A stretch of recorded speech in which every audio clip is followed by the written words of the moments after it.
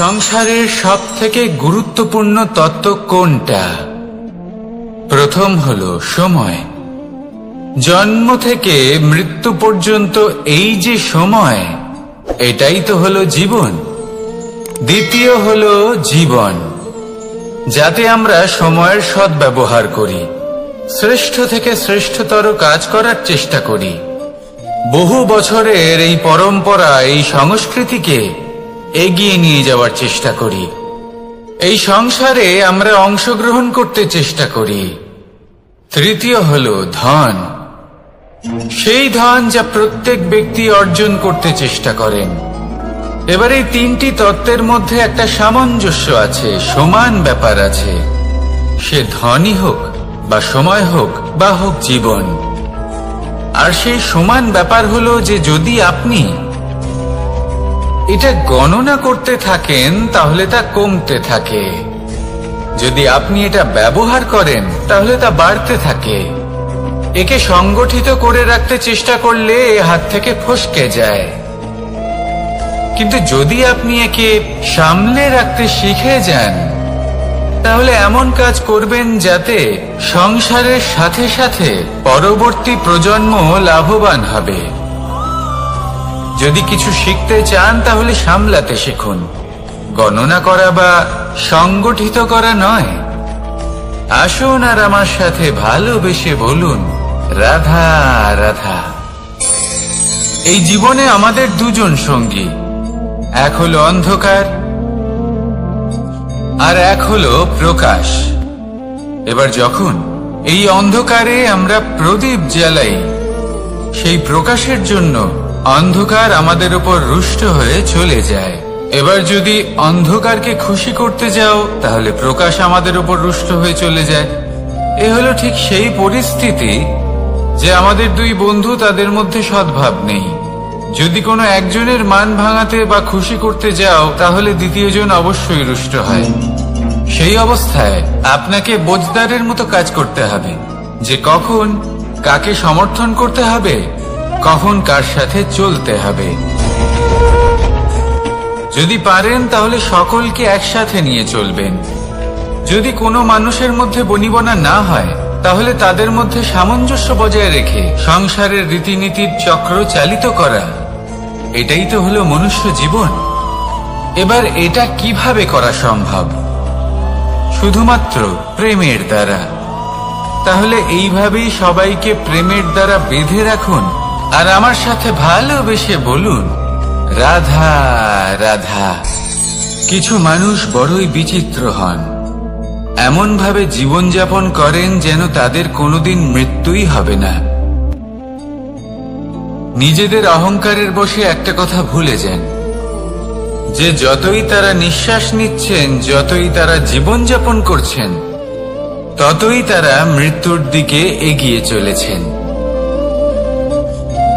কারণ আমাদের এই জীবন তার নিঃশ্বাসের উপর নির্ভরশীল। নিঃশ্বাস চলছে মানে জীবন চলছে। নিঃশ্বাস যদি থেমে যায় তাহলে জীবনও থেমে যাবে। আমাদের জীবনের প্রদীপ যে কোনো মুহূর্তে নিভে যেতে পারে, আর কত সময় বাকি রয়েছে সেই বিষয়ে আমাদের কোনো ধারণাই নেই।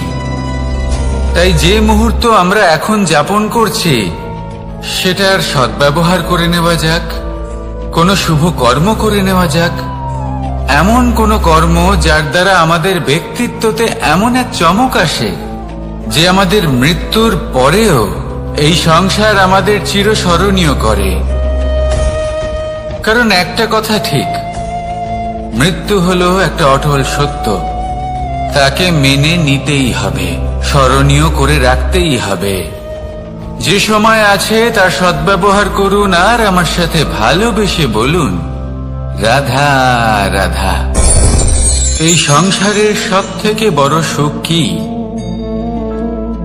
কেউ বলবেন নিজের লক্ষ্য প্রাপ্ত করা, কেউ বলবেন ধন উপার্জন করা, কেউ বলবেন নিদ্রাই সব থেকে বড় সুখ, কেউ বলবেন রাজ্য লাভ করা, আবার কেউ বলবেন মাতার হাত থেকে খাবার খাওয়া,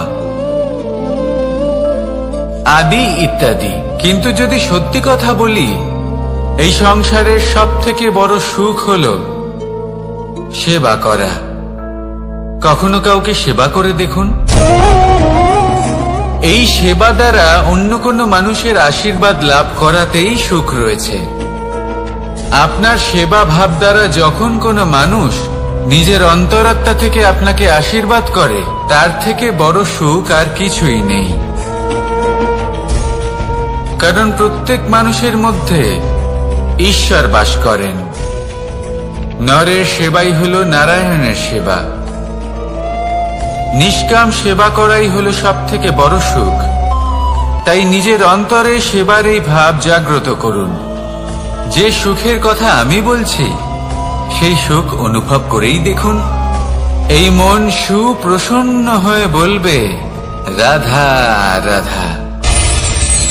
মানুষের এই জীবন, মানুষ জন্ম নেয়, একটা নির্দিষ্ট সময়ের পরে এই সংসার ত্যাগ করে চলেও যায়।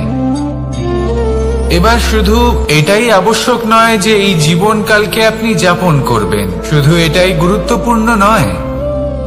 আবশ্যক এবং গুরুত্বপূর্ণ হলো এটা যে এই জীবনকালে আপনি এমন কিছু করেন যাতে এই সংসারের মঙ্গল হয়, যাতে এই সংসার আপনাকে মনে রাখে, আপনার থেকে প্রেরিত হয়, আপনার মতো হতে চায়।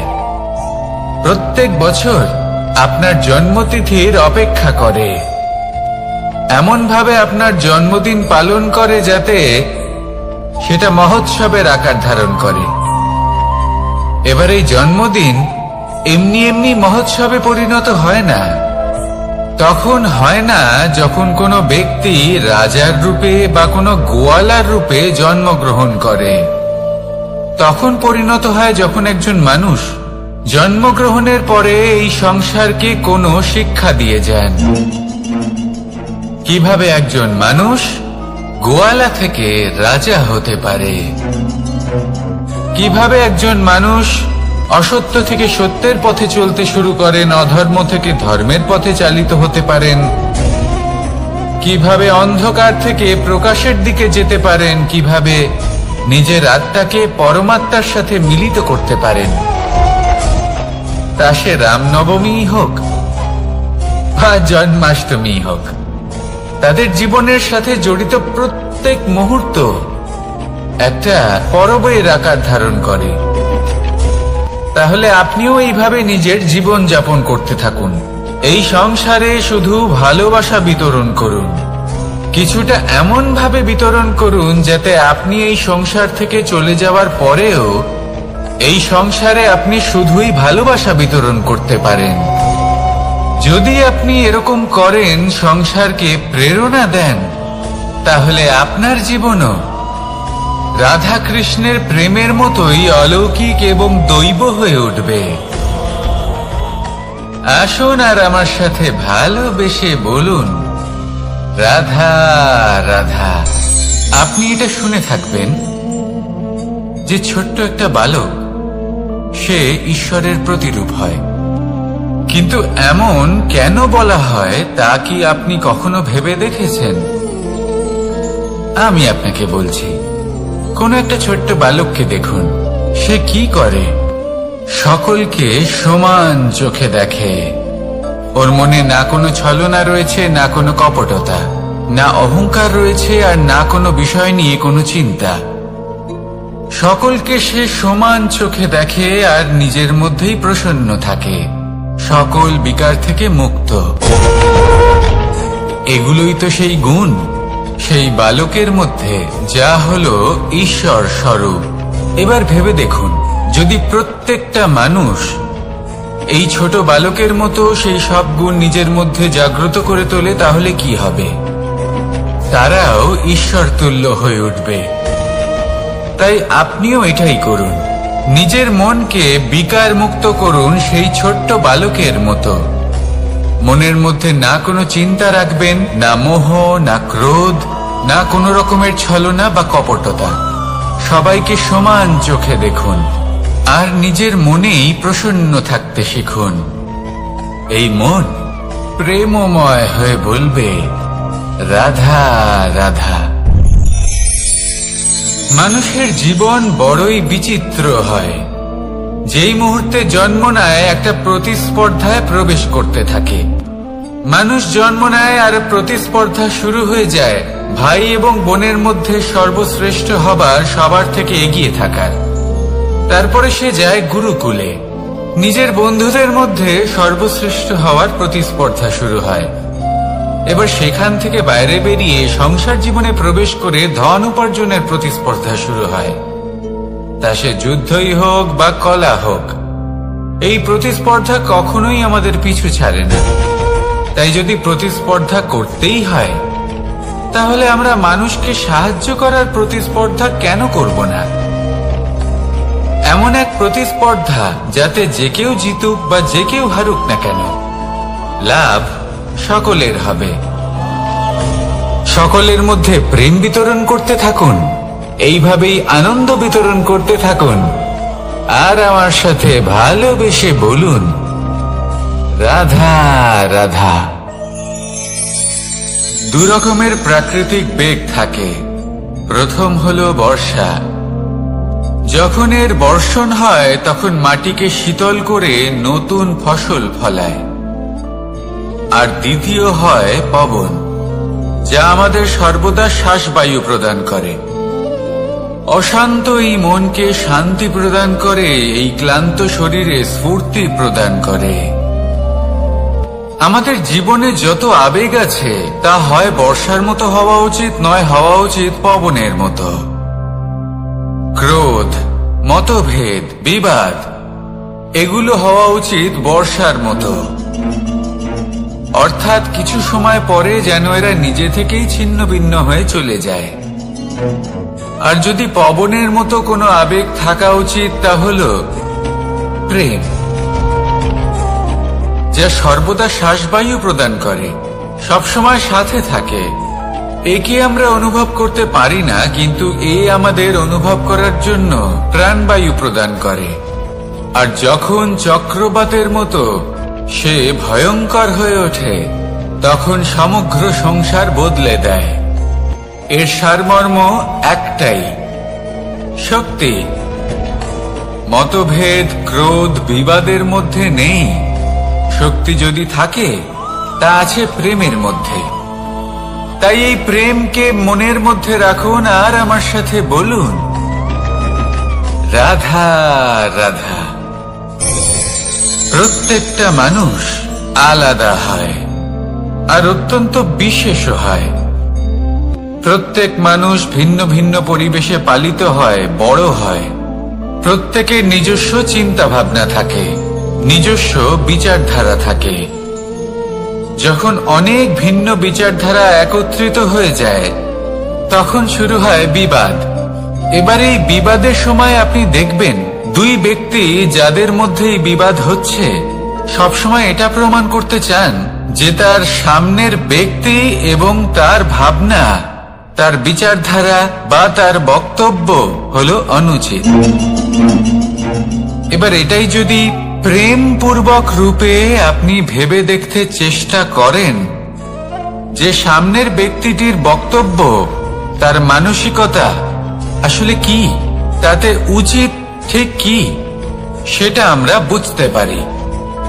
একদিকে হলো এই বিবাদ, যা আপনাকে সামনের ব্যক্তিটিকে অনুচিত প্রমাণ করতে বাধ্য করে। আর অন্যদিকে হলো প্রেম, যা সামনের ব্যক্তিটির যুক্তি বুঝতে সাহায্য করে, তাতে উচিত কি রয়েছে সেটা বুঝতে বাধ্য করে, তাকে মহান হয়ে ওঠার পথে অগ্রসর হতে বাধ্য করে।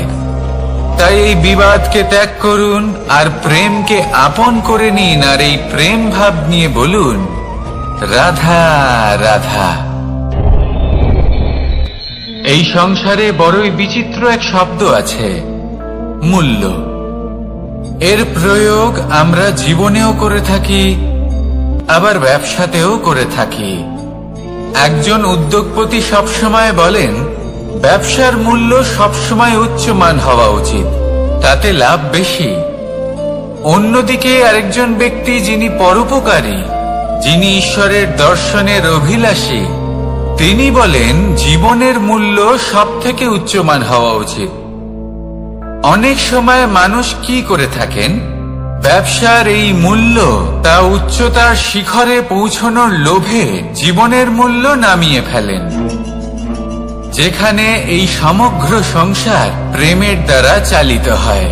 প্রেমই হলো এই সংসারের আধার।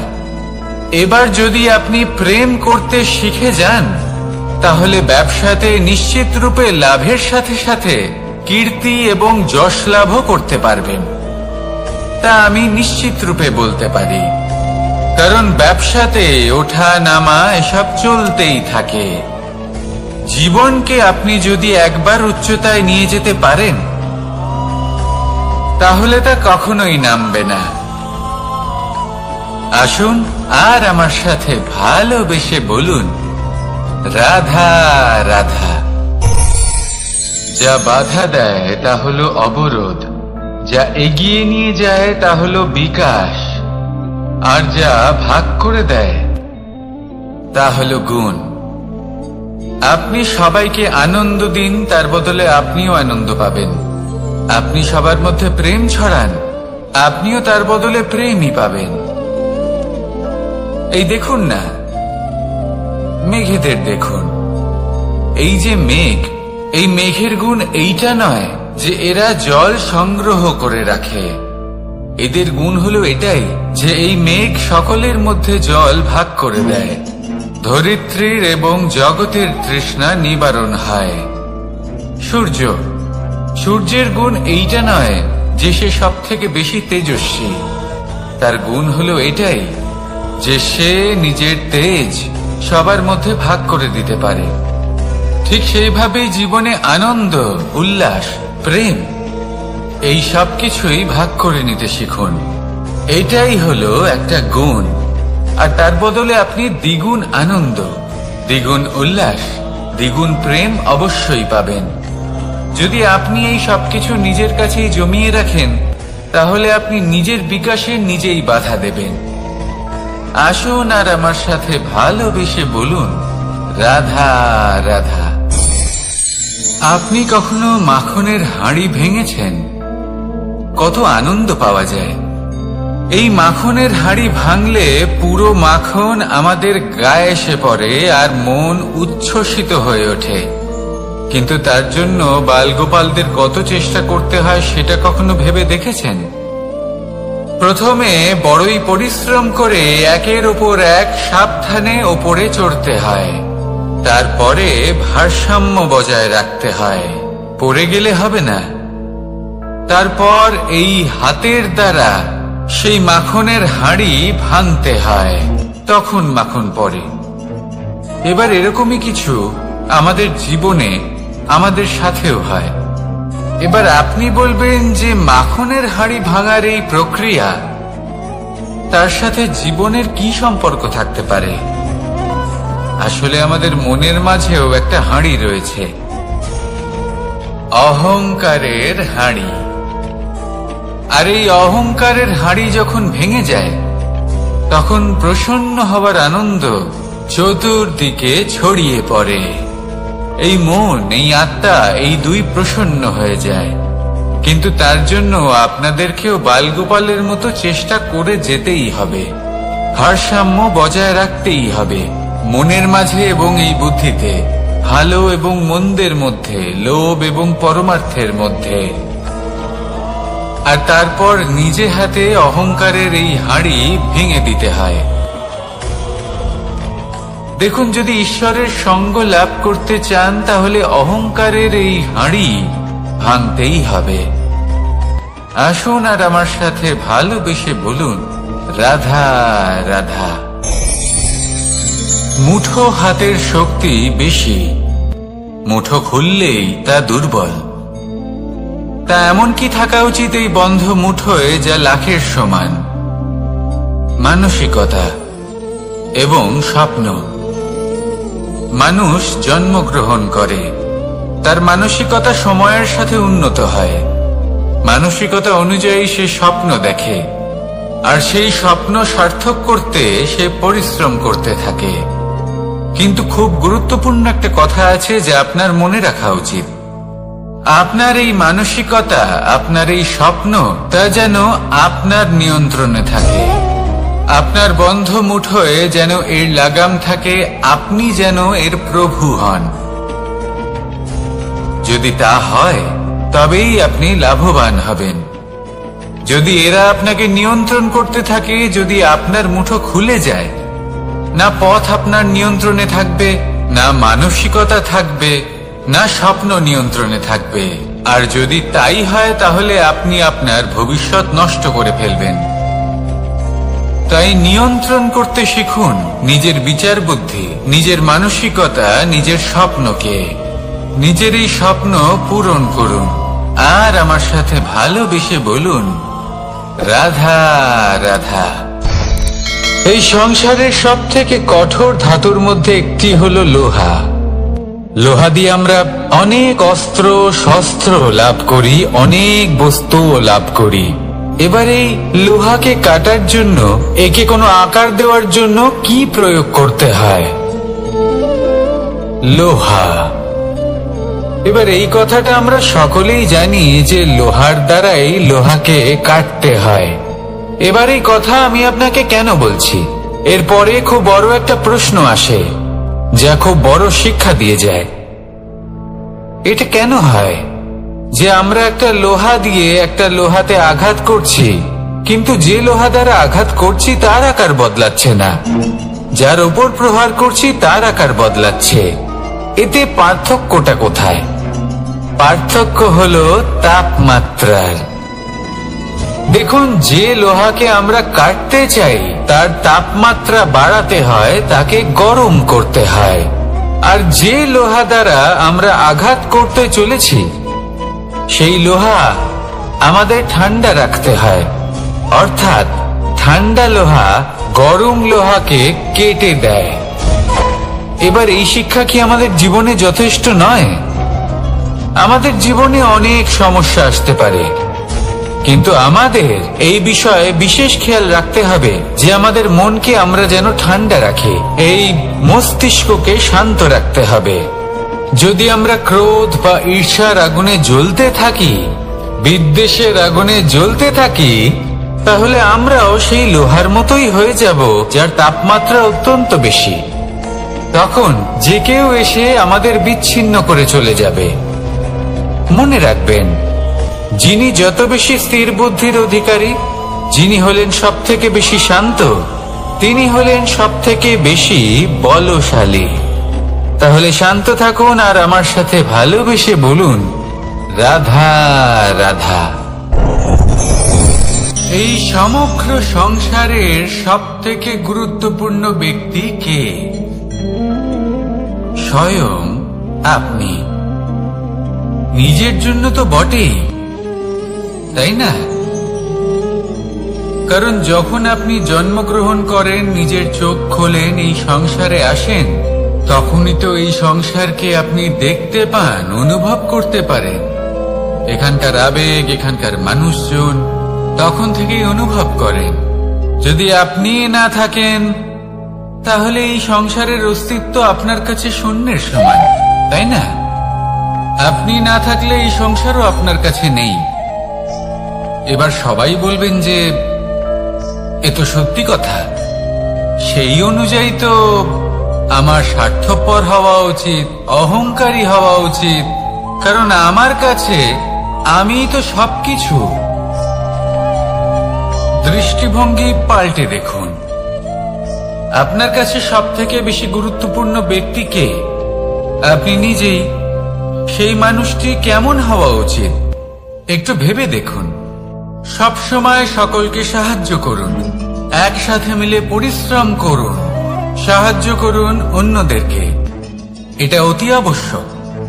এবং তার থেকেও বেশি গুরুত্বপূর্ণ হলো এটাই যে আপনার মনে যেন কখনো এই বিষয়ে ভয় না থাকে যে আমি আমার প্রিয়জনদের, আমার কাছের মানুষগুলিকে হারিয়ে ফেলব। এই ভয় কখনোই মনের মধ্যে থাকা উচিত নয়। যদি ভয় থাকে তাহলে থাকুক এই বিষয়ে যে সকল মানুষ আমার জীবন থেকে, আমার থেকে দূরে চলে যাচ্ছেন, তাদের বাধা দিতে দিতে আমি যেন নিজেকেই না হারিয়ে ফেলি। নিজের অস্তিত্বকেই না হারিয়ে ফেলি, নিজের ব্যক্তিত্বকে, নিজের বিচারধারাকে, নিজের করুণার শক্তি না হারাই। তাহলে এই ভয় ত্যাগ করুন আর আমার সাথে ভালোবেসে বলুন, রাধা রাধা। মানুষের দুটো রূপ রয়েছে, এক আমাদের এই মুখ যা শুধুই চোখে দেখা যায়, আর দ্বিতীয় আমাদের এই মন যা শুধুমাত্র অন্তরাত্মা দ্বারা দেখা যায়।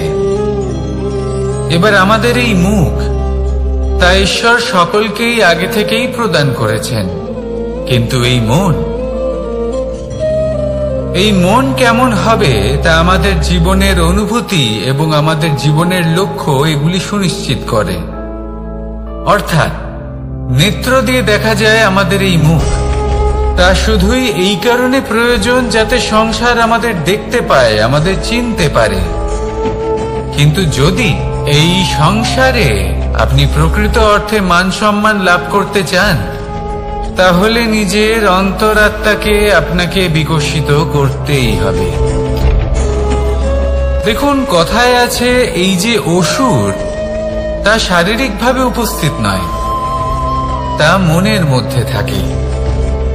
যদি এই মন থেকে অসুরকে বের করে দেওয়া যায়, তাহলে শরীরে তা উপস্থিত থাকবেই না। তাই মনকে শুদ্ধ করুন আর আমার সাথে ভালোবেসে বলুন, রাধা রাধা। প্রয়াস, পরিশ্রম, এই শব্দগুলি শুনতে হয়তো ছোট মনে হয়, কিন্তু এর মূল্য অনেকটাই অধিক। এবার প্রয়াসও কিন্তু দুই ধরনের হয়। একটা প্রয়াস তাই যা আমরা নিজের মন থেকে, অন্তর থেকে সমগ্র শক্তি দিয়ে করার চেষ্টা করি। এবারে এই প্রয়াস প্রচেষ্টার নামান্তর। কিছু প্রয়াস এমন হয় যেমন দ্রুতক্রীড়া খেলা। মানুষ বলেন, আজ একটু প্রয়াস করি, একটু দ্রুতক্রীড়া খেলেই দেখি, যদি বিজয়ী হই তবে ভালো ব্যাপার, যদি না হই তবে আর কখনো খেলবো না। এটাও কিন্তু প্রয়াস, কিন্তু এই প্রয়াস পরিশ্রম নয়। পাণ্ডবদের দেখুন, ওনারা যখন পরিশ্রম করেছিলেন তখন খাণ্ডবপ্রস্থকেও ইন্দ্রপ্রস্থ বানিয়েছিলেন। দ্রুতক্রীড়া খেললেন, সেই মুহূর্তেই ইন্দ্রপ্রস্থ হারিয়ে ফেললেন। পরিশ্রম করলেন, সগৌরবের রাজা হলেন। দ্রুতক্রীড়া খেললেন, তখন এক মুহূর্তে রাজা থেকে নিঃস্ব হয়ে গেলেন। সারমর্ম এটাই যে দ্রুতক্রীড়া কখনো কখনো আপনার মিত্র হতে পারে, কখনো সে আপনাকে বিজয়ী করতে পারে, কিন্তু প্রয়াস এবং পরিশ্রম যখন একসাথে মিলিত হয় তখন তা সর্বদাই আপনার সাথে থাকে। প্রয়াস করতে থাকুন, পরিশ্রম করতে থাকুন, আর আমার সাথে ভালোবেসে বলুন, রাধা রাধা। মানুষ কখনো কখনো সময়কে নিয়ন্ত্রণ করতে চেষ্টা করে, কখনো কখনো সময়ের গুরুত্ব বুঝতে পারে না। এটা ভাবে যে এই কিছু মুহূর্ত কেটে যাক, একে অতিবাহিত করি, তাহলে কি বা হবে, কয়েকটা মুহূর্ত মাত্র। কিন্তু তা নয়। আজকের একটা মুহূর্ত ভবিষ্যতের অনেক বড় পরিবর্তনের ভিত হতে পারে। আজকের একটা মুহূর্ত আপনার ভবিষ্যৎকে উজ্জ্বল করে তুলতে পারে। সেই জন্য ছোট ছোট মুহূর্তগুলিকে অদেখা করবেন না। সময়কে কাজে লাগান, পূর্ণরূপে কাজে লাগান। এবার যদি আপনি কাউকে সাহায্য করতে চান আর সেই কারণেই যদি থেমে থাকেন, তাহলে ঠিক আছে, কারণ আপনি কাউকে সাহায্য করে তার জীবনকে আরো ভালো করে তুলতে চাইছেন, আরো শ্রেষ্ঠ করতে চাইছেন। এই পুণ্য, এই কর্ম ফিরে আপনার কাছেই আসবে আর আপনার জীবনকে শুভ করে তুলবে। কিন্তু যদি আপনি আলস্যের কারণে থেমে থাকেন এবং কিছুই না করেন, সময় নষ্ট করেন, তাহলে কিন্তু একটাই ঘটনা ঘটবে, আপনার ভবিষ্যৎ বিপদগ্রস্ত হয়ে পড়বে, আর কিছুই নয়।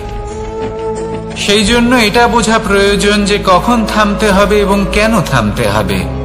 যদি আপনার থামার কারণ এবং সময় অনুচিত হয়ে থাকে, তাহলে আপনার ভবিষ্যৎ কখনোই উচিত হতে পারে না। সেই জন্য সময়কে সম্মান করুন আর পূর্ণ ব্যবহার করতে শিখুন। আর আমার সাথে ভালোবেসে বলুন, রাধা রাধা। জীবনে সবসময় সেটা হয় না যা আমরা চাই, তেমন ভাবে হয় না যেমন ভাবে আমরা চাই। এবার তাতে আমরা দুঃখ পাই, নিরাশ হয়ে পড়ি, ভাগ্যকে দোষ দিই অথবা অন্য কাউকে বা নিজেকে। কিন্তু সত্যটা কি সেটা আমাদের জানতে হবে। এই সংসার নির্মিত হয়েছে পাহাড় দ্বারা এবং পাথর দ্বারা, তাই প্রত্যেক স্থানে ছোট ছোট ছোট ছোট নুড়ি পাথর তো অবশ্যই থাকবে। এগুলো এড়িয়ে যাওয়া সম্ভব নয়, আর এই কথাটা আমরা সকলে জানি। এবার এইভাবেই আমাদের জীবনে নানান রকমের সমস্যা লেগেই থাকে। এর হাত থেকে কোনোভাবেই নিস্তার পাওয়া সম্ভব নয়। একটা সমস্যা এড়াতে যান, দ্বিতীয় চলে আসবে, দ্বিতীয় সমস্যা এড়াতে যান, তৃতীয় চলে আসবে। কিন্তু সমস্যা জীবনে থাকবেই, আর আপনাকে সাহায্য করার জন্যই থাকবে কোনো না কোনো রূপে। আপনার চারপাশে পাথর আছে, এটা আপনার উপর নির্ভরশীল আপনি কি করবেন, কোন পথে অগ্রসর হবেন এবং কিভাবে অগ্রসর হবেন। এবার দেখুন, এটা তো সবসময় সম্ভব নয় যে আপনার পদতলে ফুলের চাদর থাকবে, এটা তো অসম্ভব। সেই জন্য উচিত এটাই হবে যে আপনি পাদুকা পরিধান করে জীবনে অগ্রসর হন। এর সারমর্ম এটাই, যখনই জীবনে সমস্যা আসবে দৃঢ় হয়ে সম্মুখীন হন এবং এটা বোঝার চেষ্টা করুন যে এই সমস্যা জীবনে কেন এলো, কি শিক্ষা দিয়ে গেল। আপনার মধ্যে দোষ অবশ্যই থাকবে, তাকে গুণে পরিবর্তিত করুন। এই জীবন আরো বেশি সহজ সরল হবে এবং প্রসন্ন হয়ে বলবে, রাধা রাধা। অনেক মানুষ আমাকে এসে বলেন যে, কানাই তোমার কথাগুলি তো আর কি বা বলি, তোমার কথা কি থেকে কি করে ফেলতে পারে, অসম্ভবকে সম্ভব করে ফেলতে পারে। এত শক্তি তোমার কথাতেই রয়েছে, তো অন্য কিছু করার কোনো প্রয়োজনই কোথায়? এবার ওনারা এই কথাটা বুঝতে পারেন না যে জ্ঞান শুধুমাত্র শব্দের সমন্বয় মাত্র। কিন্তু এর অর্থ কি সেটা জানার জন্য অনুভব করা প্রয়োজনীয়, সেই পথে চলা প্রয়োজনীয়। এই অভিজ্ঞতাই আপনাকে অর্থ বুঝিয়ে দেবে। ঠিক যেমন তুমি কর্ম করতে থাকো, ফলের চিন্তা করো না, এটা শুধুই শব্দ। এর সারমর্মটা কি, এর অর্থ কি সেটা বোঝার জন্য সেই পথে আপনাকে অগ্রসর হতেই হবে, সেটা যাপন করতে হবে, কর্ম করতে হবে নিরন্তর। এটা ভাবলে হবে না যে আমি কি আমার কর্মের ফল আদৌ পাবো কিনা, তবেই আপনি এই কথার অর্থ বুঝতে পারবেন। কখনো ভেবে দেখবেন, আমাদের বাড়িতে যারা জ্যেষ্ঠ আছেন, বড় আছেন, আমরা তাদের পুজো করি, তাদের সেবা করি, আমরা তাদের চরণ স্পর্শ করি। কেন? কারণ ওনাদের কাছে আমাদের থেকে অনেক বেশি জীবনের অভিজ্ঞতা থাকে। জীবনে শুধুমাত্র জ্ঞান শোনাটা প্রয়োজনীয় নয়, তা বুঝতে পারা প্রয়োজনীয়। তা যদি যাপন করেন তবেই অভিজ্ঞতা হবে, তবেই প্রকৃত অর্থ বুঝতে পারবেন। তাহলে জ্ঞান শুধু শুনবেন না, বুঝুন, তাকে আচরণে আনুন এবং আমার সাথে ভালোবেসে বলুন, রাধা রাধা। এই সংসারের সব থেকে গুরুত্বপূর্ণ তত্ত্ব কোনটা? প্রথম হলো সময়। জন্ম থেকে মৃত্যু পর্যন্ত এই যে সময়, এটাই তো হলো জীবন। দ্বিতীয় হলো জীবন, যাতে আমরা সময়ের সদ্ব্যবহার করি, শ্রেষ্ঠ থেকে শ্রেষ্ঠতর কাজ করার চেষ্টা করি। বহু বছরের এই পরম্পরা, এই সংস্কৃতিকে এগিয়ে নিয়ে যাওয়ার চেষ্টা করি। এই সংসারে আমরা অংশগ্রহণ করতে চেষ্টা করি। তৃতীয় হলো ধন, সেই ধন যা প্রত্যেক ব্যক্তি অর্জন করতে চেষ্টা করেন। এবার এই তিনটি তত্ত্বের মধ্যে একটা সামঞ্জস্য আছে, সমান ব্যাপার আছে। সে ধনই হোক বা সময় হোক বা হোক জীবন। আর সেই সমান ব্যাপার হলো যে যদি আপনি এটা গণনা করতে থাকেন তাহলে তা কমতে থাকে, যদি আপনি এটা ব্যবহার করেন তাহলে তা বাড়তে থাকে। একে সংগঠিত করে রাখতে চেষ্টা করলে এ হাত থেকে ফসকে যায়, কিন্তু যদি আপনি একে সামলে রাখতে শিখে যান তাহলে এমন কাজ করবেন যাতে সংসারের সাথে সাথে পরবর্তী প্রজন্ম লাভবান হবে। যদি কিছু শিখতে চান তাহলে সামলাতে শিখুন, গণনা করা বা সংগঠিত করা নয়। আসুন আর আমার সাথে ভালোবেসে বলুন, রাধা রাধা। এই জীবনে আমাদের দুজন সঙ্গী, এক হলো অন্ধকার আর এক হলো প্রকাশ। এবার যখন এই অন্ধকারে আমরা প্রদীপ জ্বালাই, সেই প্রকাশের জন্য অন্ধকার আমাদের উপর রুষ্ট হয়ে চলে যায়। এবার যদি অন্ধকারকে খুশি করতে যাও তাহলে প্রকাশ আমাদের উপর রুষ্ট হয়ে চলে যায়। এ হলো ঠিক সেই পরিস্থিতি যে আমাদের দুই বন্ধু, তাদের মধ্যে সদ্ভাব নেই। যদি কোনো একজনের মান ভাঙাতে বা খুশি করতে যাও তাহলে দ্বিতীয়জন অবশ্যই রুষ্ট হয়। সেই অবস্থায় আপনাকে বোঝদারের মতো কাজ করতে হবে যে কখন কাকে সমর্থন করতে হবে, কখন কার সাথে চলতে হবে। যদি পারেন তাহলে সকলকে একসাথে নিয়ে চলবেন। যদি কোনো মানুষের মধ্যে বনিবনা না হয় তাহলে তাদের মধ্যে সামঞ্জস্য বজায় রেখে সংসারের রীতিনীতির চক্র চালিত করা, এটাই তো হলো মনুষ্য জীবন। এবার এটা কিভাবে করা সম্ভব? শুধুমাত্র প্রেমের দ্বারা। তাহলে এইভাবেই সবাইকে প্রেমের দ্বারা বেঁধে রাখুন আর আমার সাথে ভালোবেসে বলুন, রাধা রাধা। কিছু মানুষ বড়ই বিচিত্র হন, এমন ভাবে জীবনযাপন করেন যেন তাদের কোনোদিন মৃত্যুই হবে না। নিজেদের অহংকারের বশে একটা কথা ভুলে যান যে যতই তারা নিঃশ্বাস নিচ্ছেন, যতই তারা জীবনযাপন করছেন, ততই তারা মৃত্যুর দিকে এগিয়ে চলেছেন। কারণ আমাদের এই জীবন তার নিঃশ্বাসের ওপর নির্ভরশীল। নিঃশ্বাস চলছে মানে জীবন চলছে। নিঃশ্বাস যদি থেমে যায় তাহলে জীবনও থেমে যাবে। আমাদের জীবনের প্রদীপ যে কোনো মুহূর্তে নিভে যেতে পারে, আর কত সময় বাকি রয়েছে সেই বিষয়ে আমাদের কোনো ধারণাই নেই। তাই যে মুহূর্ত আমরা এখন যাপন করছি সেটার সদ্ব্যবহার করে নেওয়া যাক, কোনো শুভ কর্ম করে নেওয়া যাক, এমন কোনো কর্ম যার দ্বারা আমাদের ব্যক্তিত্বতে এমন এক চমক আসে যে আমাদের মৃত্যুর পরেও এই সংসার আমাদের চিরস্মরণীয় করে। কারণ একটা কথা ঠিক, মৃত্যু হলো একটা অটল সত্য, তাকে মেনে নিতেই হবে, স্মরণীয় করে রাখতেই হবে। যে সময় আছে তার সদ্ব্যবহার করুন আর আমার সাথে ভালোবেসে বলুন, রাধা রাধা। এই সংসারের সব থেকে বড় সুখ কি?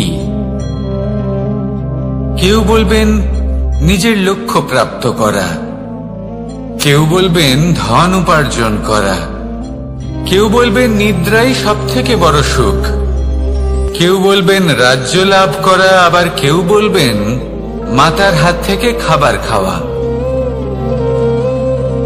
আদি ইত্যাদি। কিন্তু যদি সত্যি কথা বলি, এই সংসারের সব থেকে বড় সুখ হলো সেবা করা। কখনো কাউকে সেবা করে দেখুন, এই সেবা দ্বারা অন্য কোনো মানুষের আশীর্বাদ লাভ করাতেই সুখ রয়েছে। আপনার সেবা ভাব দ্বারা যখন কোনো মানুষ নিজের অন্তরাত্মা থেকে আপনাকে আশীর্বাদ করে, তার থেকে বড় সুখ আর কিছুই নেই। কারণ প্রত্যেক মানুষের মধ্যে ঈশ্বর বাস করেন। নরের সেবাই হলো নারায়ণের সেবা। নিষ্কাম সেবা করাই হলো সব থেকে বড় সুখ। তাই নিজের অন্তরে সেবার এই ভাব জাগ্রত করুন। যে সুখের কথা আমি বলছি, সেই সুখ অনুভব করেই দেখুন। এই মন সুপ্রসন্ন হয়ে বলবে, রাধা রাধা।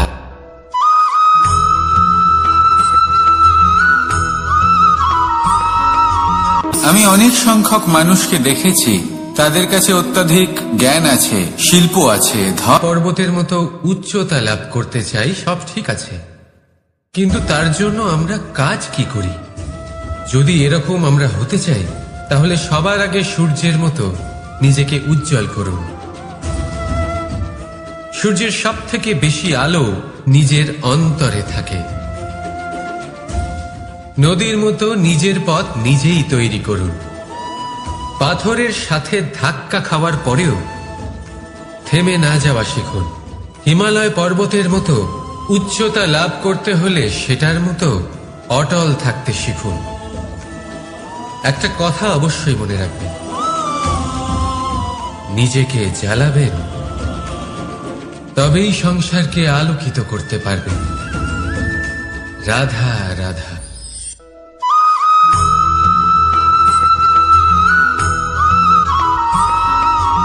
অনেক সময় আমরা জীবনে অনেক মানুষকে এমন বলতে শুনে থাকি যে আমি অসফল হয়েছি কারণ আমার সময় ভালো যাচ্ছিল না। আমি এই জিনিসটা লাভ করতে চাইছিলাম কিন্তু করতে পারলাম না কারণ আমার সময়টা ভালো যাচ্ছিল না। আমি আমার জীবনে ওই মহান কাজটা করতে চাইছিলাম কিন্তু করতে পারলাম না। কেন? কারণ আমার সময়টা ভালো যাচ্ছিল না। কিন্তু যে মুহূর্তে ভালো সময় আমার জীবনে আসবে, আমি সব কিছু প্রাপ্ত করব। এমন প্রায় প্রত্যেকেই বলেন। আসুন একটা কথা বোঝা যাক। একজন মালিকে দেখুন, সে প্রত্যেক দিন গাছের সেবা করে, তাকে জল দেয়, তার যত্ন আত্তি করে। কেন? প্রত্যেক দিন সেই গাছ ফল দেয় না। সঠিক সময় এলে তবেই সেই গাছ ফল দেয়, কিন্তু প্রত্যেক দিন মালি তার সেবা করে, তাকে যত্ন করে। শুধুমাত্র তখন করে না যখন সেই গাছ ফল দিতে সক্ষম। আর যদি মালি গাছের যত্ন প্রতিদিন না করে, তাহলে হয়তো সেই গাছ ফল দিতেই পারবে না। এটাই হলো আমাদের জন্য একটা শিক্ষা। যখন সময় আমাদের জন্য অপেক্ষা করে না, তখন আপনি সময়ের জন্য কেন অপেক্ষা করছেন? ভালো সময়ের জন্য অপেক্ষা করবেন না। ভালো এবং শুভ কর্ম দ্বারা ভালো সময়কে নিজের কাছে টেনে আনুন। নিরন্তর কর্ম করুন, পরিশ্রম করতে থাকুন। শুভ সময় আপনা থেকেই আপনার কাছে আসবে। আসুন আমার সাথে ভালোবেসে বলুন, রাধা রাধা।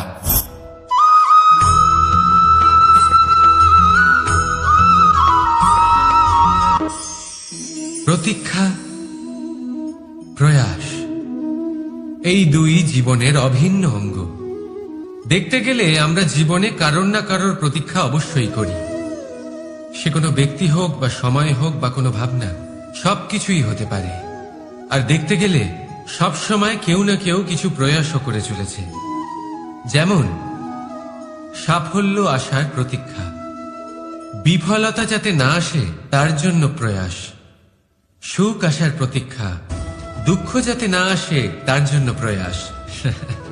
এবার প্রতীক্ষা আর প্রয়াসের মধ্যে এক ঘনিষ্ঠ সম্পর্ক রয়েছে, আর তা হল যিনি প্রতীক্ষা করেন তিনি ঠিক তাই পান যা একজন প্রয়াস করা ব্যক্তি পেছনে ফেলে আসে।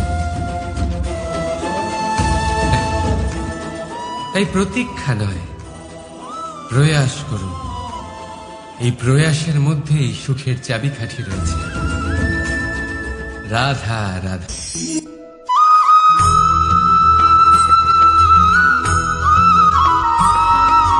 আমাদের জীবনে অনেক ধরনের ব্যক্তি এসে থাকেন। কেউ কেউ আমাদের সাথে থেকে যান, কেউ আমাদের থেকে দূরে চলে যান। কেউ ভালো মানুষ হন, কেউ খারাপ মানুষ। কিন্তু আমরা সবসময় সেই সময়টাকে নিয়ে দুঃখ প্রকাশ করি যখন আমাদের জীবনে কোনো খারাপ ব্যক্তি প্রবেশ করেন। তারা আমাদের খারাপ অনুভূতি দেন, দুঃখ দেন, কষ্ট দেন। আমরা সবাই তাকে ভালো মন্দ কথা বলি। কিন্তু কেন? এমন বিভিন্ন ধরনের মানুষ, খারাপ মানুষ, ভালো মানুষ সবার জীবনেই আসেন এবং সকলকেই একটা অমূল্য শিক্ষা দান করে যান। এবার আপনি নিজেই ভেবে দেখুন, জীবনে যখন প্রথমবার আপনি আগুন স্পর্শ করেছিলেন তখন আপনি একটা শিক্ষা লাভ করেছিলেন যে আমাকে আগুনের থেকে একটু দূরে থাকতে হবে। তারপর আস্তে আস্তে আপনি শিখলেন যে কিভাবে এই আগুনকে নিয়ন্ত্রণে রাখতে হবে। তারপর আপনি শিখলেন যে কিভাবে নিজের জীবনে তাকে প্রয়োগ করতে হবে, তা সে অন্ধকারে প্রকাশ লাভ করার জন্য হোক বা খাবার বানানোর জন্য। সেইভাবেই কোনো খারাপ ব্যক্তি যখন আপনার জীবনে আসে কোনো শিক্ষা দিয়ে যান, তার প্রতি কৃতজ্ঞ থাকুন।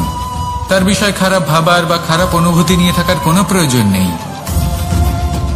সেই শিক্ষা লাভ করুন, ইতিবাচক মনোভাব নিয়ে জীবনের সামনে এগোতে থাকুন। কেউ নেই যিনি আপনাকে বাধা দিতে পারেন। আসুন আমার সাথে ভালোবেসে বলুন, রাধা রাধা।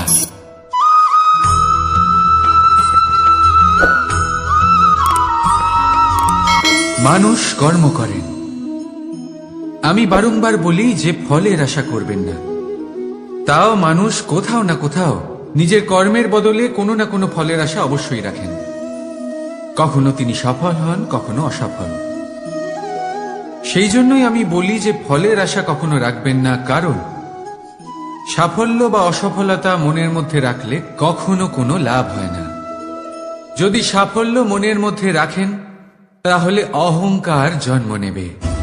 যদি অসফলতা মনের মধ্যে রাখেন তাহলে এক হীনমন্যতায় আপনি ভুগবেন, যা দিয়ে কোনো শুভকর্ম হবে না। সেই জন্য শুধুই কর্ম করে যান, কর্মেই মগ্ন থাকুন। আর আসুন আমার সাথে ভালোবেসে বলুন, রাধা রাধা।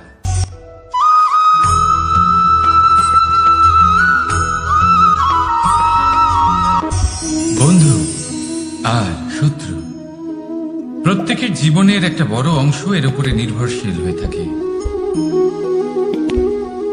আপনার জীবনে সফলতা আর অসফলতাও এর উপরে নির্ভরশীল। কিন্তু এই বন্ধু এবং শত্রুদের খুঁজে পাওয়ার জন্য আপনাদের বাইরে যাবার প্রয়োজন নেই, কারণ এরা স্বয়ং আপনার ভেতরেই আছে। আপনি যদি বিনম্র থাকেন, যদি আপনি নিরন্তর প্রয়াস করতে পারেন, তাহলে আপনার কোনো বন্ধুর প্রয়োজন নেই।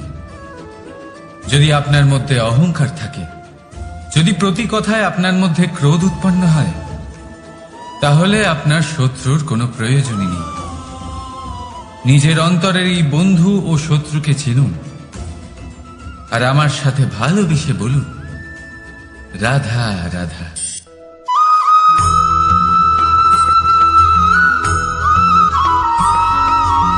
সংসারে সকলে উঁচুতে উঠতে চায়, কেউ নত হতে চায় না। সবাই এটা মনে করে যে নত হওয়ার অর্থ হলো তাদের আত্মসম্মান এবং অহংবোধের বিরুদ্ধাচরণ করা।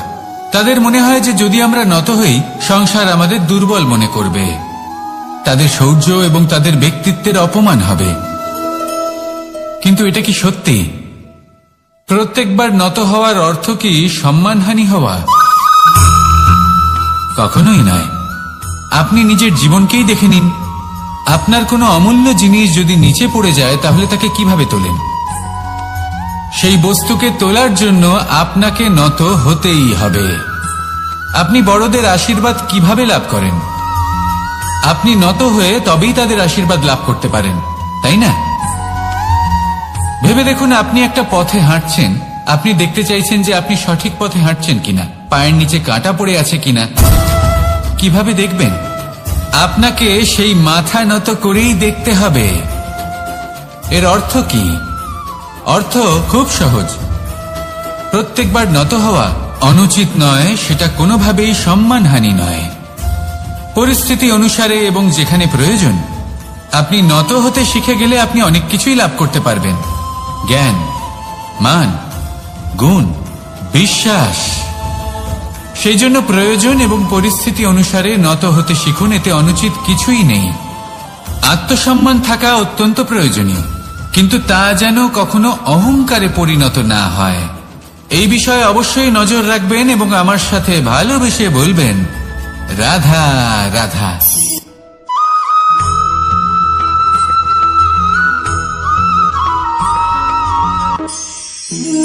একে চিনতে পারলেন? একে কুঠার বলা হয়। আপনারা জীবনে কোথাও না কোথাও কোনো না কোনো রূপে এটা দেখেই থাকবেন। একটা ব্যাপার নিশ্চিত, এই কুঠার ছাড়া কোনো বৃক্ষকে কাটতে পারা সরল নয়। এবার আপনি কখনো এটা ভেবেছেন, এই কুঠার, এর এই অংশ, এর মুখটাই যদি না থাকে তাহলে কি হবে? এ শুধুমাত্র কোনো বৃক্ষই নয়, তার কোনো ডালও কাটতে সক্ষম হবে না।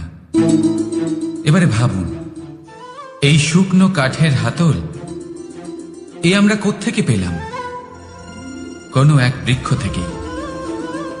সেই ডাল যাকে কেটে ফেলা হয়েছিল, এক বৃক্ষকে কাটার জন্য এই ডালই শস্ত্ররূপে প্রস্তুত। আমাদের জীবনে আমাদের প্রিয়জন, আমাদের আপনজন যখন সময় কখনো কখনো তাদের সঙ্গ না দেয়, যদি তারা দৈন্য দশায় থাকেন, তাহলে তাদের সঙ্গ কখনো ছাড়বেন না। ওনাদের প্রয়োজন শুধুমাত্র মনোবল। তা তাদের দিন, তাদের সাহায্য করা আপনার কর্তব্য। হয়তো তাদের সাথে থেকে আপনার কোনো লাভ হবে না, কিন্তু তাদের দূরে থাকাতে আপনার ক্ষতি অবশ্যই হতে পারে। সর্বদা সাহায্য করুন, সঠিক সময় আসলে তা আপনার সহায়ক অবশ্যই হবে। রাধা রাধা।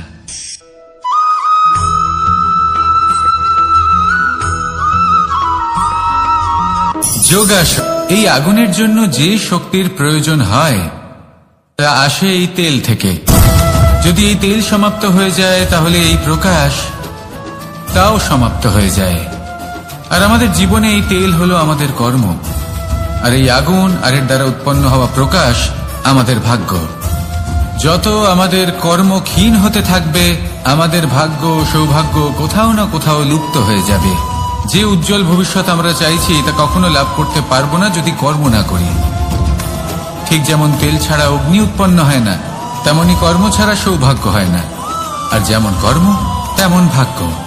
তাই সবসময় কর্ম করতে থাকুন, কর্ম করা থামাবেন না। আর আমার সাথে ভালোবেসে বলুন, রাধা রাধা।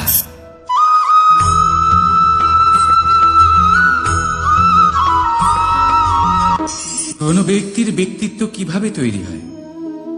আপনার কি মনে হয় যে ব্যক্তি জন্ম থেকে তার স্বভাব নিয়ে জন্মায়, নাকি আপনার মনে হয় যে এই প্রকৃতি ব্যক্তির জন্য তার নিয়তি রচনা করে? না, এরকম একেবারেই হয় না। আমি আপনাকে বোঝাচ্ছি। যখনই বৃষ্টি পড়ে কোনো বিন্দুর দিকে দেখবেন। এবার এই বিন্দু যেখানে পড়ছে তার উপরে নির্ভর করছে তারপর কি হবে। যদি এই বিন্দু পড়ে কোনো ক্ষেতের ওপরে, তাহলে কোনো নতুন ফসলের জন্ম দেবে। যদি সেই গরম কড়াইতে পড়ে, তাহলে বাষ্পীত হবে। যদি সে কোনো সাপের মুখের ভেতরে পড়ে, তাহলে বিষ তৈরি হবে। ঝিনুকের ভেতরে পড়লে মুক্তো তৈরি হবে। যদি কোনো পাতার ওপরে পড়ে, তাহলে শিশির তৈরি হবে। একই বিন্দু, কিন্তু তার সঙ্গত তার ভবিষ্যৎ এবং ব্যক্তিত্ব নির্ধারণ করবে। এবার এটা তো শুধুমাত্র এক বিন্দু, তার কাজ হলো শুধুমাত্র পড়া। কোথায় সেটা সেও নির্ধারণ করতে পারে না। কিন্তু আপনি হলেন মানুষ। আপনি বাছাই করতে পারবেন যে আপনার সঙ্গী কারা হবে, কাদের সাথে আপনি মেলামেশা করে বড় হবেন। তাই তা ভালোভাবে করুন, কারণ এই নির্বাচন আপনার হাতে, কারণ এই জীবন আপনার, ভবিষ্যৎ আপনার। এবার আপনি মহান হতে চান কি না, তার নির্ণয় আপনাকেই করতে হবে। আসুন আমার সাথে ভালোবেসে বলুন, রাধা রাধা।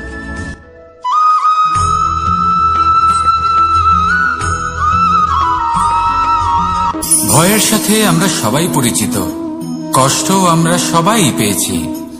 কখনো কখনো আমরা অসুস্থ হয়ে পড়ি, আর এমন সময় হলে মাতার মমতা, কখনো বাবার স্নেহ, কখনো বন্ধুদের পাশে থাকার অনুভূতি আমাদের রোগ নিরাময়ে সাহায্য করে। কখনো যদি আমরা নিরাশ হয়ে পড়ি, তখন যদি আমাদের কোনো আপনজন আমাদের দুটো ভালো কথা বলে, তখন আমাদের মনোবল বেড়ে যায়। ঠিক তেমন সংসারের এই রঙ্গমঞ্চে যদি আপনি পীড়িত অনুভব করেন, কিছু শুভ কথা আলোচনা করুন, কিছু স্তুতি গান করুন, কিছু মুহূর্তের জন্য হলেও নিজের ইষ্টদেবের কথা স্মরণ করুন আর প্রার্থনা করুন। সাহস বাড়বে, শক্তিও বৃদ্ধি পাবে এবং সামনে এগিয়ে চলার পথও দেখতে পাবেন। তখন এই মন প্রসন্ন হয়ে বলবে, রাধা রাধা।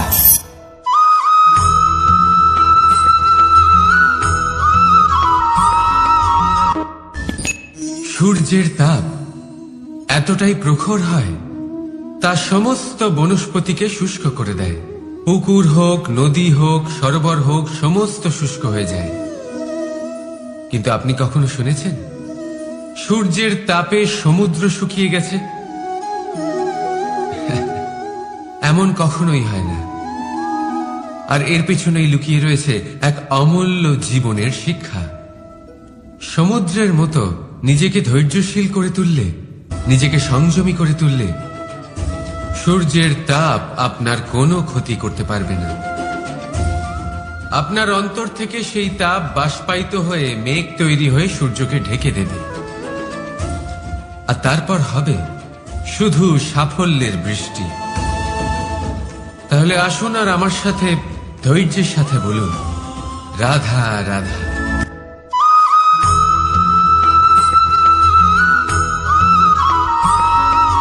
মানুষের জীবনে দুই ধরনের আবেগ থাকে যা চিরকাল তার সাথে বসবাস করে। প্রথম, স্বপ্ন। দ্বিতীয়, অজুহাত। মানুষ হাজার হাজার স্বপ্ন দেখতে পারে। আমাকে এই কাজ করতে হবে, আমাকে ওখানে ঘুরতে যেতে হবে, আমার জীবনে এই অসম্ভব কাজ বাস্তবায়িত করে দেখাতে হবে, আদি ইত্যাদি। এবার ঠিক যেমন স্বপ্ন দেখেন, সেইভাবে অজুহাতও খুঁজে নিয়ে আসেন। আমি এই স্বপ্ন পূরণ করতে পারলাম না, কারণ আমাকে কেউ সাহায্যই করল না, কারণ আমি দুর্বল হয়ে পড়েছিলাম, কারণ আমার কাছে সময়ই ছিল না, আদি ইত্যাদি। এবার সাফল্য এবং অসফলতার মাঝখানে এই ধরনের সংঘর্ষ হতে থাকে।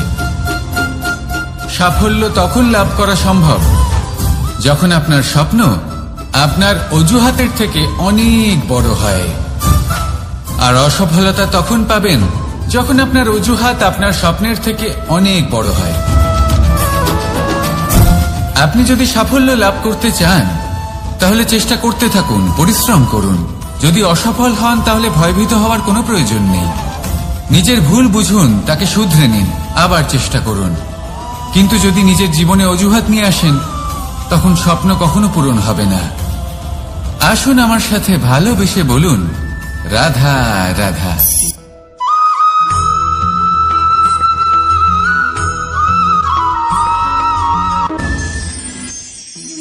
মানুষ অসুস্থ কেন হন? শারীরিক দুর্বলতার কারণে? না, মানুষ অসুস্থ হন তার মানসিকতার কারণে, তার বিবেকের কারণে, তার কর্মের কারণে, তার ক্রোধের কারণে। আর যখন কেউ সুস্থ হন, ঠিক হয়ে যান, তার মানে এটা নয় যে শুধু ওষুধের জন্য তিনি সুস্থ হয়েছেন। না, এটা কারোর তার প্রতি প্রেমের প্রভাব, বিশ্বাসের প্রভাব, সম্বলের প্রভাব। শুধুমাত্র ওষুধ দিয়ে কিছুই হয় না। যদি মনে প্রেম থাকে, বিবেক থাকে, বিশ্বাস থাকে, সম্বল থাকে, তবেই সেই ওষুধ কাজ করতে পারে। তাই মনে রাখবেন, এই জীবন হলো অত্যন্ত ছোট।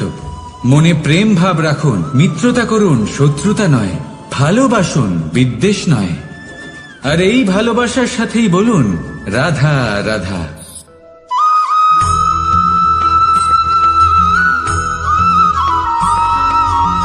জীবন কিসের উপর নির্ভরশীল?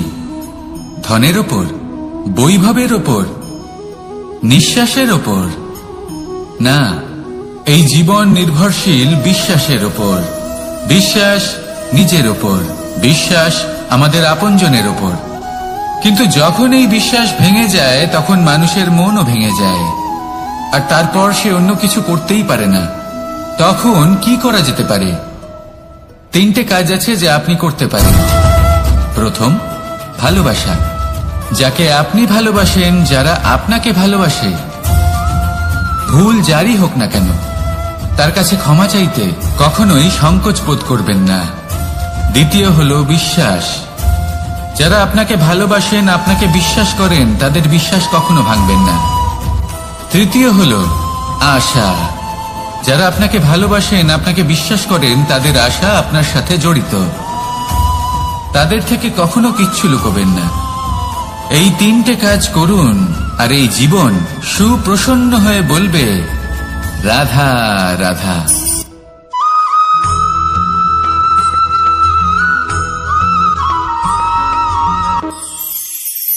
মানুষ জীবনে সব সময় চিন্তা করে, ভাবতে থাকে যে তার জীবনে কতই না সমস্যা। তারপরে নিজের আশেপাশে দেখে আর ভাবে যে সবাই কত প্রসন্ন, শুধু আমার জীবনেই সমস্যা আছে। কিন্তু বিষয়টা তা নয়। শুধু প্রত্যেক ব্যক্তিরই নয়, প্রত্যেক প্রাণীরও জীবনে সমস্যা আছে। এবার মানুষ একটা পাখিকে দেখে এটাই ভাবে যে এদের জীবন কতটা সহজ। কোনো দেশেরই সীমারেখা এদের উপর লাগু হয় না। কোথায় থাকবে সেই নিয়েও কোনো ভাবনা নেই। কত শান্তির জীবন এদের। তারপর সে একটা পিঁপড়েকে দেখে আর এটা ভাবে, কি অসাধারণ, এদের তো সারা জীবনই মাটির উপরেই অতিবাহিত হয়, খাবারটাও মাটিতেই পেয়ে যায়। কি শান্তির জীবন এদের। কিন্তু যখন কোনো ঝড় আসে, তখন সবার আগে সেই পাখির বাসাটাই ঝড়ে ভেঙে যায়। এই পাখি যে শাখাতেই গিয়ে বসে পড়ুক, তাদের উপর সবসময় সংকট থাকে যে ওপর থেকে কোনো বড় পাখি এসে তাদের উপর প্রহার না করে, তারা নিজেদের প্রাণ না হারায়। আর যদি কথা বলি পিঁপড়েকে নিয়ে, এদের উপর সবসময় সংকট থাকে যে কোনোভাবে বাতাস বা জল এদের ভাসিয়ে না নিয়ে যায়, কোনো প্রাণী ওকে পা দিয়ে পিষে না দেয়, এই পিঁপড়ে পিষ্ট হয়ে না মারা যায়। দেখুন, সমস্যা প্রত্যেকের জীবনে রয়েছে, আর এই সমস্যা আসতেই থাকবে। এর অর্থ এটা নয় যে এই সমস্যার সম্মুখীন হওয়া যায় না, এর সমাধানও সম্ভব নয়। প্রত্যেক সমস্যার সমাধান অবশ্যই আছে, শুধু শান্ত মনে সেটা খুঁজে বের করতে হবে। তাহলে সেটাই করুন, প্রত্যেক সমস্যার সমাধান করতে থাকুন। যত সমাধান করবেন, জীবন আনন্দময় হয়ে উঠবে। যদি সমাধান না করেন, তাহলে আজীবন দুঃখই পেতে থাকবেন। আসুন আমার সাথে ভালোবেসে বলুন, রাধা রাধা।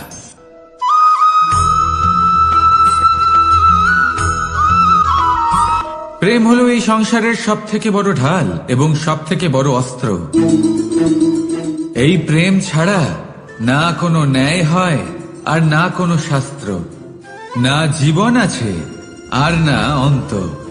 এবার যদি এই প্রেম মনের মধ্যে বাস করতে শুরু করে, তাহলে কখনো কোনো সমস্যাই হবে না। আর যদি হয়েও থাকে, তাহলে তা স্থায়ী হবে না। এই প্রেম কি না করতে পারে? এই প্রেম সমস্ত সমস্যা মিটিয়ে ফেলতে পারে।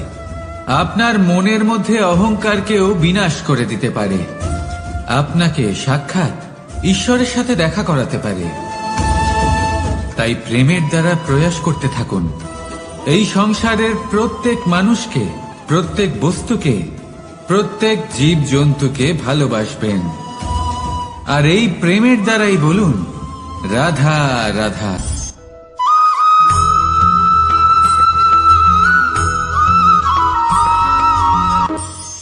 মানুষ এক অত্যন্ত বিচিত্র প্রাণী। পরিকল্পনা করে, ষড়যন্ত্র করে, প্রচেষ্টা করে, কাউকে পরাজিত করার চেষ্টাও করে। সাপকে একটা দড়ি মনে করে হাতে চেপে ধরার চেষ্টা করে, কিন্তু একটা কথা বুঝতেই পারে না, সময়ের এই সাপ, এটা হাতে চেপে ধরাই যায় না। আর আপনি যা করবেন তা আবার ফিরে আসবে আপনারই সামনে। দেখুন, এতে কিছুই যায় আসে না যে আপনি কুম্ভকারের পুত্র নাকি কৃষ্ণের পুত্র। যদি আপনি অনুচিত কর্ম করেন, তাহলে আপনার সাথেও অনুচিতই হবে। অশুভ কর্ম করলে আপনার সাথেও অশুভই হবে। কুরু বংশ অত্যন্ত মহান বংশ ছিল। এই কুরু বংশ কি হলো তার সাথে? একটা গোটা বংশ বয়ে গেল, কারণ ওনাদের উদ্দেশ্য অশুভ ছিল। অন্যদিকে 5 জন বনবাসী পাণ্ডব মহাভারত বিজয়ী হলেন, কারণ তাদের উদ্দেশ্য শুভ ছিল। তাই মনে রাখবেন, শুভ অগ্নি প্রজ্বলিত করবেন, শুভ তাপ সঞ্চার হবে। অশুভ অগ্নি প্রজ্বলিত করবেন, নরকেই জ্বলতে হবে। তাহলে আসুন আর আমার সাথে ভালোবেসে বলুন, রাধা রাধা।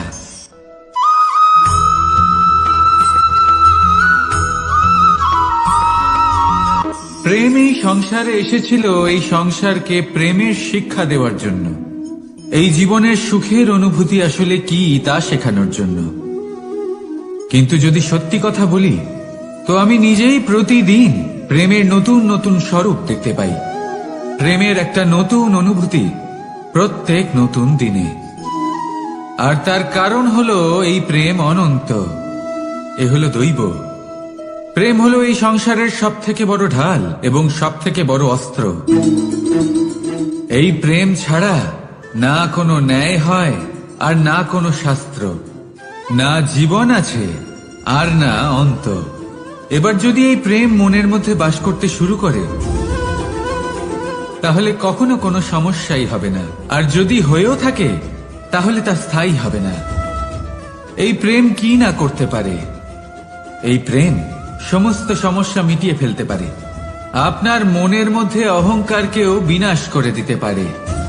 আপনাকে সাক্ষাৎ ঈশ্বরের সাথে দেখা করাতে পারে।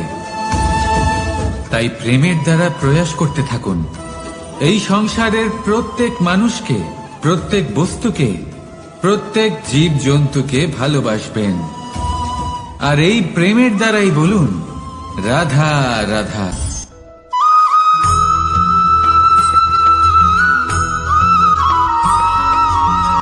জীবনে এমন কিছু কাজ রয়েছে যা আপনাকে একাই করতে হয়, আর এমন কিছু কাজ রয়েছে যা আপনাকে একসাথে মিলে করতে হয়, একজোট হয়ে, সঙ্গবদ্ধ হয়ে। এবার সঙ্গবদ্ধ বলতে কি বোঝাতে চাইছি? আমি তাদের কথা বলছি না যারা বাস্তবিকভাবে একে অপরের সাথে কাজ করেন। আমি তাদের কথা বলছি যারা একে অপরের থেকে দূরে থেকেও একে অপরকে বিশ্বাস করেন। আমি আগেও বলেছিলাম, সমস্ত বিশ্বের আশা বিশ্বাসেই বসবাস করে, তাই না? তাই যেখানে সমস্ত বিশ্ব আছে, সমস্ত সংসার আছে, সেইখানেই বিশ্বাস রয়েছে। তাই আপনার আশেপাশে এমন দল সঙ্গবদ্ধ করুন যাদের আপনার উপর বিশ্বাস আছে আর যাদেরকে আপনি বিশ্বাস করতে পারেন। তাহলে আসুন আর আমার সাথে ভালোবেসে বলুন, রাধা রাধা।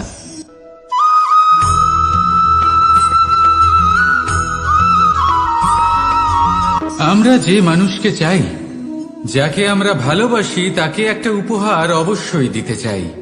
এমন এক উপহার যা ওনার ভালো লাগবে, যা শ্রেষ্ঠ হবে, অতি প্রিয় হবে, বহুমূল্য হবে, বা বলতে পারেন মূল্যবান হবে। তাই আমরা কি করি? আমরা বাজারে যাই, তার জন্য স্বর্ণ, আভূষণ, হিরে, মুক্ত এইসব নিয়ে আসি। কিন্তু এটাই কি সর্বশ্রেষ্ঠ উপহার? কখনোই নয়। সর্বশ্রেষ্ঠ উপহার হল স্বাধীনতা। তাকে নিজের মনের মতো বাঁচার স্বাধীনতা। যদি আপনি কাউকে স্বাধীনতা না দিতে পারেন, তাহলে সে কোথাও না কোথাও বন্দী হয়ে যায়, তার বিকাশ কোথাও না কোথাও আটকে যায়। কিন্তু যদি আপনি কাউকে স্বাধীনতা দিতে পারেন, তাহলে আপনি দেখবেন ও সমস্ত সংসারকে, এই জীবনকে নিজের দৃষ্টিভঙ্গি দিয়ে দেখবে, বুঝবে যে কোনটা হলো উচিত আর কোনটা হলো অনুচিত। আর এটাই হলো সর্বশ্রেষ্ঠ। আর এবার যদি কাউকে স্বাধীনতার মাধ্যমে এত বড় একটা শক্তি দিতে পারেন, তাহলে আপনি আমাকে বলুন, এর থেকে বড় উপহার আর কি হতে পারে? আসুন আর আমার সাথে ভালোবেসে বলুন, রাধা রাধা।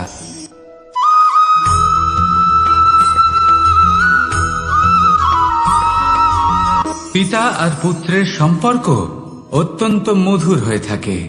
পিতা স্বপ্ন দেখেন, তাকে পূর্ণ করার সকল সম্ভাব্য চেষ্টা করেন, কিন্তু তাও অনেক সময় ওনার স্বপ্ন অপূর্ণ থেকে যায়। তখন পিতা ভাবেন যে স্বপ্ন উনি পূর্ণ করতে পারেননি, ওনার সন্তান তা অবশ্যই পূরণ করবে। যে স্থানে উনি কখনো পৌঁছতে পারেননি, সেই স্থানে ওনার পুত্র অবশ্যই পৌঁছবে। পিতা নিজের সন্তানের ভবিষ্যৎ নিয়ে সেই স্বপ্ন দেখেন, আর যখন সেই সন্তান সামনে এগোতে থাকে তখন তার দুঃখ হয় না, বরং গর্ব হয়। ওনার ভালো লাগে এটা দেখে যে ওনার সন্তান অনেক উন্নতি করছে। কিন্তু যখন সন্তান নিজের অভিভাবকের শক্তি দেখে, তার যশ দেখে হিংসা করতে থাকে, সমস্যা সেইখানেই শুরু হয়। সেই জন্য সকল সন্তানকে এটা মনে রাখতে হবে, দেখুন, পুত্র হবার সুবাদে এক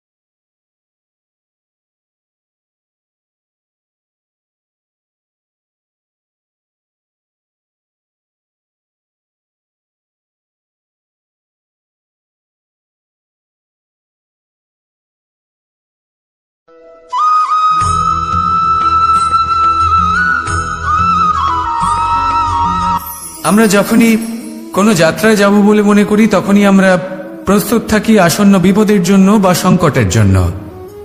যেমন যদি আমাদের মনে হয় যে আজকের পরিবেশ খুব ঠান্ডা হবে, তাহলে আমরা গরম বস্ত্র ধারণ করি বা সেটাকে সাথে নিয়ে যাই। যদি মনে হয় যে বৃষ্টি হতে পারে বা বৃষ্টি হয়ে চলেছে, আমরা দেখছি, তাহলে আমরা একটা ছাতা সাথে নিয়ে নিই। আমরা প্রস্তুত থাকতে চাই এবং এটাই উচিত, এবং সেই কারণেই আমরা যাত্রায় সাফল্য লাভ করি। কিন্তু যদি আমরা কথা বলি জীবনযাত্রা নিয়ে, যা কিনা সব থেকে বেশি গুরুত্বপূর্ণ, তাহলে তার জন্য আমরা পূর্ণরূপে প্রস্তুত থাকি না। আশেপাশের মানুষ, এই সমাজ, আমাদের সাথী, আমাদের মিত্ররা যে কোনো মুহূর্তে বদলে যেতে পারেন। সেই জন্য আমরা নিজেদেরকে কখনো সাবধান করি না, কখনোই নিজেদের প্রস্তুত করি না। আমাদের এটা কখনোই মনে হয় না যে এরকম হতে পারে, আর সেই কারণেই শেষে গিয়ে আমরা অত্যন্ত দুঃখ পাই। একটা অমূল্য শিক্ষা আছে যেটা আমাদের লাভ করা উচিত, সতর্ক থাকা উচিত। এই জীবনযাত্রার জন্য শুধুমাত্র এই পরিবেশের বিষয়ে তথ্য সংগ্রহ করা বা তাকে অনুমান করা, এটুকু হলেই চলবে না। আমাদের আশেপাশের মানুষজনকে দেখতে হবে, তাদের স্বভাব পরিস্থিতির ওপর নজর রাখতে হবে। যখন তারা রং পাল্টাচ্ছেন নজর রাখতে হবে, তা অত্যন্ত আবশ্যক। পরিবর্তন আপনার জীবনে অবশ্যম্ভাবী, সঠিকভাবে তার সম্মুখীন হন। আসুন আমার সাথে ভালোবেসে বলুন, রাধা রাধা।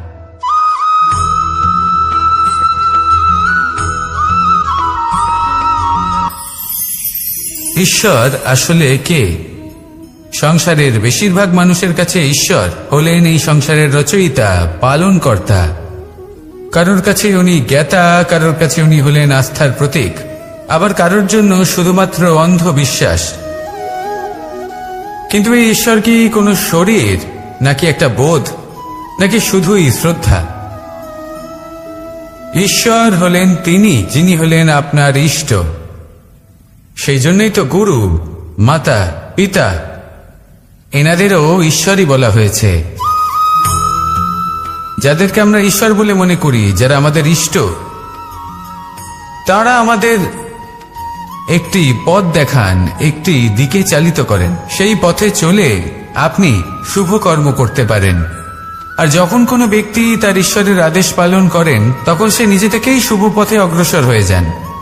বেশ কয়েকজন মানুষ ঈশ্বরের ওপর আস্থা রাখেন এবং ভাবেন যে অনুচিত কোনো কাজ করা উচিত নয়, ঈশ্বর দেখছেন। ওনারা ভয় পান যে কোনো অনুচিত কর্ম করলে কে জানে তার পরিণাম কি হবে। এমন অনেক ব্যক্তি রয়েছেন যারা ঈশ্বরকে বিশ্বাস করেন এবং জানেন যে ঈশ্বর তাদেরকে দেখছেন, তাই যে যে শুভ কর্ম ওনারা করেছেন তার ফল তারা অবশ্যই পাবেন। এবার আপনি ভয় পেয়ে ঈশ্বরকে বিশ্বাস করবেন, নাকি বিশ্বাসের দ্বারা ঈশ্বরকে বিশ্বাস করবেন, সেই সিদ্ধান্ত আপনারই। কিন্তু হ্যাঁ, যদি আপনার মনে ঈশ্বরের জন্য কোনো স্থান থাকে, যদি আপনার কোনো ইষ্ট থাকেন, যদি আপনি কাউকে ঈশ্বর মনে করেন, যার প্রত্যেক আদেশ আপনি পালন করে থাকেন, তাহলে বলি ঈশ্বর কখনো আপনাকে অনুচিত পথে চালিত করবেন না। আসুন আমার সাথে ভালোবেসে বলুন, রাধা রাধা।